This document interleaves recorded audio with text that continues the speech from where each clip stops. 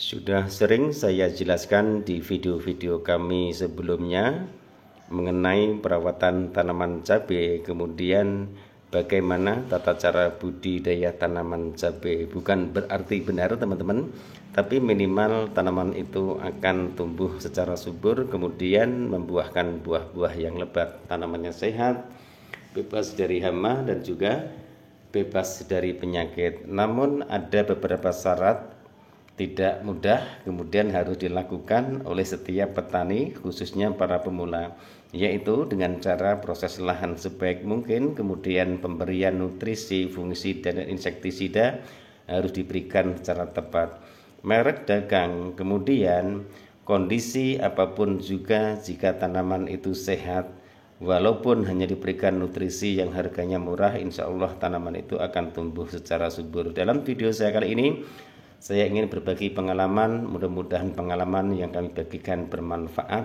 mengenai bagaimana tata cara memproses lahan, kemudian bagaimana tata cara kedepannya melakukan perawatan setelah tanaman cabai itu dipindah tanamkan. Di sini nanti akan saya jelaskan walaupun berupa tutorial saja teman-teman. Buat teman-teman yang baru menemukan channel saya Heri Petani Indonesia, jika seandainya video ini bermanfaat silahkan like, komen, dan subscribe. Share ke setiap media yang teman-teman punya, siapa tahu video-video yang saya bagikan bermanfaat.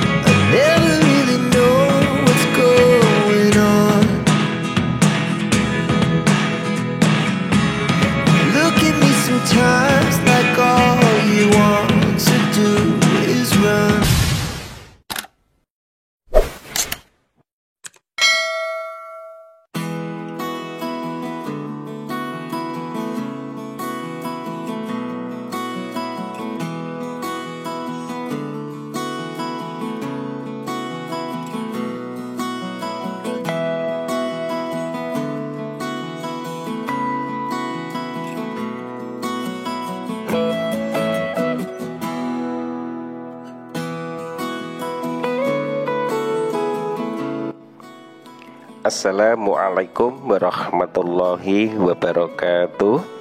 Bismillahirrahmanirrahim. Allahumma sholli ala sayyidina Muhammad wa ala ali sayyidina Muhammad.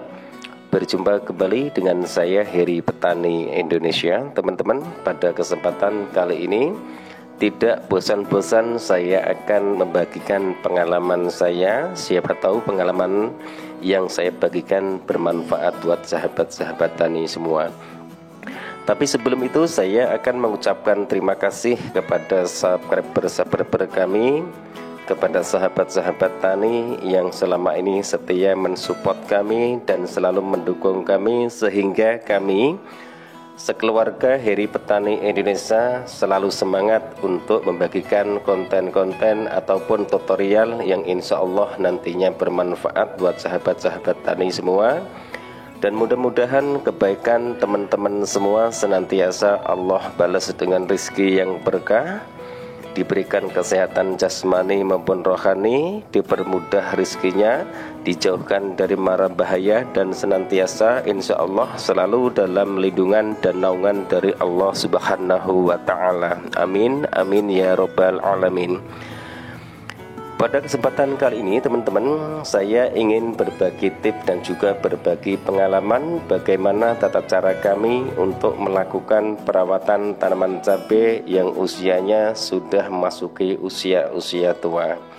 Yang pertama yang saya lakukan adalah yaitu dengan memberikan insektisida, kemudian fungisida, dan juga saya tambahkan nutrisi ataupun suplemen tanaman cabai, sehingga tanaman cabai ini masih produktif untuk mengeluarkan bunga dan buahnya seperti yang teman-teman lihat semua. Kemudian kelebihan dari pemberian nutrisi itu adalah daunnya alhamdulillah masih sangat hijau sekali. Kemudian calon bunga ataupun buahnya pun juga sangat mepet sekali dan masih produktif untuk mengeluarkan bunga dan buah-buah yang baru, sehingga pemetikannya pun bisa dilakukan 4 hari sekali sampai 5 hari sekali. Otomatis itu semua bisa menguntungkan kita sebagai petani. Walaupun harga cabai sekarang tidak sepedas yang pada waktu itu, tapi kita sebagai petani wajib bersyukur dengan apa yang Allah berikan kepada kita, rezeki yang diberikan lewat penanaman tanaman cabai, sedikit ataupun besar wajib kita syukuri. Dalam perawatan tanaman cabai saya ini, saya hanya menggunakan 2 fungisida dan juga 2 insektisida, teman-teman. Fungisida yang saya pergunakan yang pertama adalah Beyond M yang berbahan aktif mancozeb, kemudian yang kedua adalah fungisida sistemik. Teman-teman bisa menggunakan merek dagang apa saja, yang terpenting adalah fungisida sistemik. Kemudian yang kedua adalah insektisida. Insektisida saya hanya menggunakan 2 merek dagang, teman-teman. Yang pertama adalah Abasel yang berbahan aktif abamectin, kemudian saya tambahkan Risotin yang berbahan aktif Cypermethrin, kalau tidak salah seperti itu. Kemudian untuk nutrisinya, teman-teman, saya hanya menggunakan Kalinet, kemudian saya tambahkan Mordenful, dan yang ketiga adalah Vitaron SL untuk daun, teman-teman. Tata cara kami untuk menggunakan kelima bahan tersebut, yang pertama biasanya saya menggunakan fungisida Beyond M, teman-teman, yang berbahan aktif abamectin dengan dosis 2 sendok makan untuk 16 liter air. Kemudian saya tambahkan Kalinet dan saya tambah lagi Vitaron SL untuk menjaga daun agar tidak sampai terkena keriting, trip dan juga tungo. Untuk dosisnya Vitaron SL-nya saya menggunakan 2 sendok makan. Kemudian yang ketiga adalah Kalinet, teman-teman. Untuk Kalinet saya menggunakan 2 tutup botol kemasan tersebut. Kemudian baru saya lakukan penyepraian. 5 hari kemudian saya lakukan penyepraian kembali menggunakan insektisida. Insektisida yang saya pergunakan untuk penyepraian tersebut adalah Abasel yang berbahan aktif abamectin dengan dosis 2 sendok makan untuk 16 liter air. Kemudian saya tambahkan Kalinet dengan dosis 2 tutup ataupun 2 tutup kemasan botol tersebut. Yang ketiga saya tambahkan suplemen tanaman yaitu Mordenful dengan dosis 2 tutup kemasan tersebut. Kemudian saya lakukan penyepraian. 7 hari kemudian, teman-teman, saya lakukan penyepraian kembali menggunakan fungisida. Fungisida yang saya pergunakan adalah fungisida sistemik. Biasanya saya menggunakan merek dagang Nativo.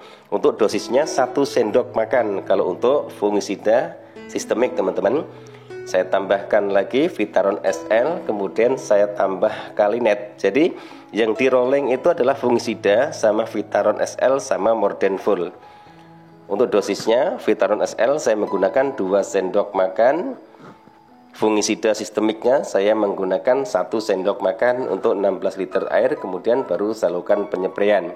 Penyepraian yang ketiga, teman-teman, saya menggunakan insektisida Risotin. Tujuannya untuk membasmi lalat ataupun ulat, teman-teman, itu saya pergunakan. Sering saya jelaskan di video kami sebelumnya, proses lahan sebaik mungkin, segembur mungkin, kemudian tambahkan pupuk dasar jika diperlukan, kemudian tambahkan pupuk kandang jika pupuk kandang itu sudah terfermentasi secara sempurna. Yang ketiga adalah tambahkan kapur dolomit. Kapur dolomit perannya sangat penting sekali untuk tanaman cabai, teman-teman. Setelah itu baru cek pH tanahnya menggunakan pH meter. Setelah itu baru dilubangi plastik mulusanya. Sebelum melakukan pindah tanam, teman-teman, usahakan kocor. Menggunakan asam humat power soil juga bisa, menggunakan si karbon juga bisa, menggunakan trichoderma hayati juga bisa. Jika lubang tanam sudah dikocor dengan bahan-bahan tersebut, kemudian langkah berikutnya adalah melakukan pindah tanam. Usahakan pindah tanam, bibit itu sudah memasuki daun ke-7 sampai daun ke-10, minimal daun 7, maksimalnya daun 10. Kenapa saya anjurkan daun ke-7 sampai daun ke-10? Buat pemula, jika tanaman cabai itu dipindah tanamkan, adaptasi dengan tempat yang baru yang seharian penuh terkena sinar hari, bibit cabai yang kita pindah tanamkan itu tidak stres. Kemudian tunggu 7 hari. 7 hari, teman-teman, kontrol tanaman cabai di antara jam 10 sampai jam 12. Jika tanaman cabai itu sudah tidak ada yang layu, lakukan pemupukan pertama. Jika masih layu, usahakan yang layu jangan dipupuk dulu. Nanti terjadi akan memancing munculnya busuk batang, busuk pangkal batang, kemudian juga layu fusarium. Layu fusarium itu terjadi bukan karena jamur, tapi terjadi juga karena kesalahan dari pemupukan. Setelah itu, pahami pupuk fase vegetatif itu apa. Di sini saya akan merekomendasikan satu pupuk saja teman-teman. Pupuk NPK 1616 itu sangat baik sekali untuk tanaman cabai yang dibudidayakan di fase vegetatif. Bisa ditambahkan asam humat dari 7 hari setelah tanam, 14 hari setelah tanam, kemudian 21 hari setelah pindah tanam, sampai 28 hari setelah pindah tanam. Nanti setelah itu baru ditambahkan MKP. MKP kenapa saya anjurkan di pemupukan kelima? Tujuannya di saat tanaman cabai sudah memasuki fase generatif, itu sudah ada persiapan untuk merangsang munculnya bunga-bunga baru. Setelah itu baru kita persiapkan masalah penyepraiannya. Saya melakukan penyepraian biasanya itu saya lakukan di saat tanaman cabai saya sudah hampir memasuki huruf V pertama. Jika tanaman cabai itu saya budidayakan di musim kemarau. Jika di musim penghujan biasanya di usia 45 hari dari pindah tanam itu baru saya lakukan penyepraian. Fahami insektisida ataupun fungisida yang diperlukan untuk tanaman cabai kita. Makanya sering saya jelaskan ke teman-teman semua, sebelum melakukan penyepraian, kontrol tanaman itu apakah tanaman cabai yang dibudidayakan tersebut sudah mulai terjangkiti hama kutu-kutuan, penyakit trip, kutu kebul, dan juga apakah sudah mulai terserang bercak daun ataupun jamur. Baru itu yang dicari insektisidanya, kemudian fungisidanya dengan bahan aktif yang diperlukan untuk tanaman tersebut. Jangan terlalu over dalam menggunakan fungisida ataupun insektisida. Untuk budidaya tanaman cabai cukup 4 insektisida dan fungisida teman-teman. 2 insektisidanya beda bahan aktif, kemudian 2 fungisida yang beda bahan aktif. Makanya selalu saya rekomendasikan, saya sudah menanam cabai berpuluh-puluh kali, tapi saya hanya menggunakan insektisida Abasel, kemudian saya tambahkan Resotin. Kemudian fungisidanya cuma ada 2, satu Bion M dan yang satu adalah Nativo. Nativo itu untuk persiapan jika tanaman cabai saya sudah mulai terkena bercak daun. Tapi jika tanaman cabai belum terkena, biasanya saya malah menggunakan fungisida kontaknya, bukan fungisida sistemiknya. Bion M pun juga ada 2 fungsi di situ, bersifat sistemik dan kontak. Makanya saya menggunakan fungisida yang sekaligus bisa mencegah ataupun bisa mengobati tanaman cabai saya di saat terkena jamur ataupun terkena bercak daun, bahkan busuk pangkal batang ataupun busuk batangnya. Hasilnya seperti apa? Hasilnya seperti yang teman-teman lihat sendiri. Kemudian yang ketiga adalah tanaman cabai di saat memasuki fase generatif. Apakah bisa diberikan pupuk NPK 16, 16, dan 16?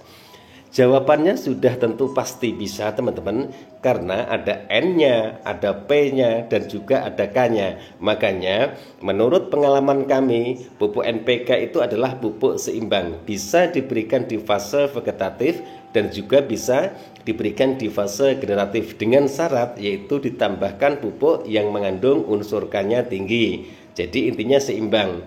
Tapi seandainya tidak ada, misalnya KNO3 warna putih ataupun yang lainnya, bisa juga diberikan secara tunggal. Jadi aman. Terkecuali teman-teman memberikan pupuk yang kandungan nitrogennya itu lebih tinggi daripada unsur K sama P-nya, itu usahakan jangan. Karena di saat tanaman cabai sudah berbuah dan berbunga yang sangat lebat, unsur nitrogennya diberikan dengan dosis yang tinggi, nanti yang terjadi adalah ada kerontokan, karena di situ proses pembentukan tunas-tunas baru akan muncul, akhirnya bunga dan calon buah itu akan terjadi kerontokan. Kemudian ada pertanyaan lagi, apakah penyepraian itu harus dilakukan setiap hari? Jawabannya sudah sering saya jelaskan di video-video kami sebelumnya. sebelum melakukan pemupukan, penyepraian, kemudian lihat dulu kondisi tanamannya. Apakah tanaman ini membutuhkan apa? Yang tahu itu teman-teman semua. Jika misalnya buahnya sudah tidak produktif, usahakan berikan pupuk yang mengandung unsur K-nya tinggi. Kemudian jika buah sudah tidak keluar, kemudian tunas cabang tidak memuncul, usahakan berikan pupuk yang mengandung nitrogennya tinggi, bisa ditambahkan ultradap juga bisa. Itu pun juga harus dilihat dulu dari kondisi tanamannya. Apakah pemakaian fungisida dan insektisida harus diberikan 7 hari sekali? Jawabannya jangan, teman-teman. Lihat dulu kondisi tanamannya. Karena apa? Pemberian bahan-bahan kimia yang terlalu over itu pun juga akan membuat jangka panjangnya di lingkungan teman-teman semua akan menjadi rusak. Yang terjadi apa? Nanti jika fungisida ataupun insektisida itu diberikan kembali, biasanya akan resisten, teman-teman. Jadi hama itu akan kebal. Makanya ganti dengan fungisida ataupun insektisida lain, insya Allah tanaman itu pun juga akan selamat dari serangan jamur, kutu-kutuan, dan juga bebas dari penyakit layu fusarium.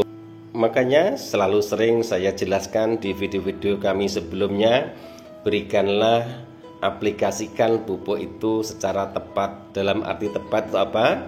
Misalnya teman-teman membuat interval 7 hari sekali, selalu dilakukan 7 hari sekali. 10 hari sekali, usahakan 10 hari sekali.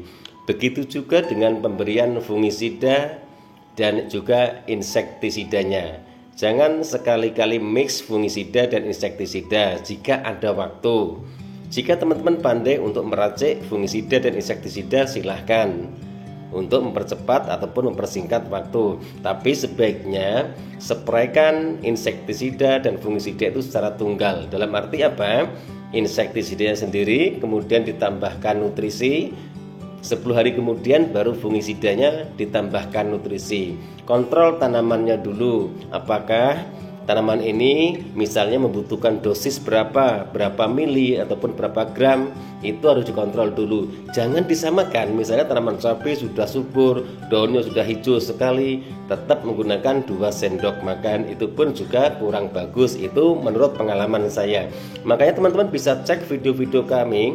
Saya menanam tanaman cabai itu selalu saya tumpang sarikan. Tapi teman-teman bisa lihat dari buahnya, dari daunnya, kemudian dari tingkat kelayuannya pun hanya 0,1%. Itu pun juga tidak ada, teman-teman. Kalau virus kuningnya ada dari 1000 pohon, paling 3 pohon itu ada. Karena setiap tanaman cabai pasti ada 1-10 pohon itu yang terjangkit virus kuning. Apalagi kalau masih tahap pembelajaran, biasanya baru menyemai benih saja itu tunas yang pertama sudah muncul daun kuning, biasanya dicabut. Jangan, usahakan dirawat. Dengan merawat tadi teman-teman itu akan mendapatkan pengalaman.